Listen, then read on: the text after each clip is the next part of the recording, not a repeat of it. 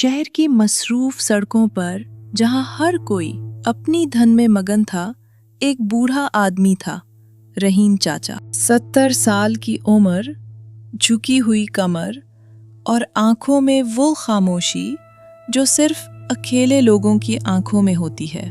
उनकी बीवी गुजर चुकी थी, बच्चे बैरूने मुल्क थे। घर था पर घर जैसा नहीं लगता था। फिर एक दिन बारिश की रात, दरवाजे के बाहर कोई रोया। रहीम चाचा ने दरवाजा खोला तो देखा एक छोटा सा कुत्ता भीगा हुआ, कांपता हुआ, आंखों में इल्तिजा लिए बैठा था। चाचा ने सोचा, बस आज की रात।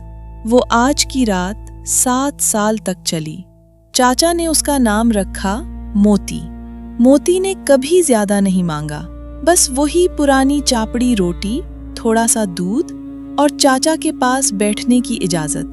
सुबह चाचा उठते, मोती दरवाजे पर बैठा होता। रात को सोने जाते, मोती पाँव के पास लेट जाता। जब चाचा रोते, और वो अक्सर रोते थे, मोती खामोशी से उनके हाथ पर सर रख देता। कोई सवाल नहीं, कोई फैसला नहीं, बस साथ।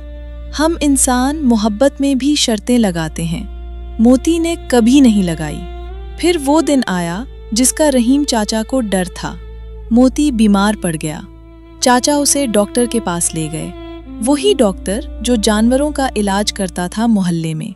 डॉक्टर ने देखा, सर झुकाया और आहिस्ता से कहा, चाचा जी, अब वक्त आ गया है। चाचा ने पूछा, कितना वक्त? डॉक्टर बोला, शायद चंद दिन।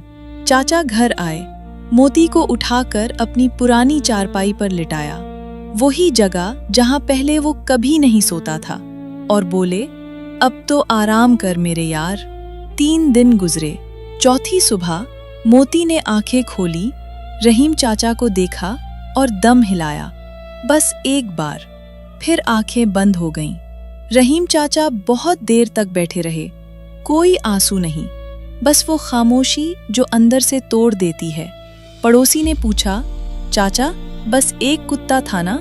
चाचा ने जवाब दिया, नहीं बेटा, वो वाहिद था जो रोज मेरे लिए दरवाजे पर इंतजार करता था, बगैर किसी गर्ज के। जानवर बोलते नहीं, पर वो झूठ भी नहीं बोलते। वो आपका बैंक बैलेंस नहीं देखते, आपका रुतबा नहीं देखते, वो बस आपको देखते हैं। और शायद यही वो मोहब्बत है जो हम इंसानों ने कहीं खो दी है। मोती चला गया, पर रहीम चाचा के घर का वो खाली कूना आज भी बताता है कि कोई था जो बगैर लफ्जों के सब कुछ कह जाता था। खत्म।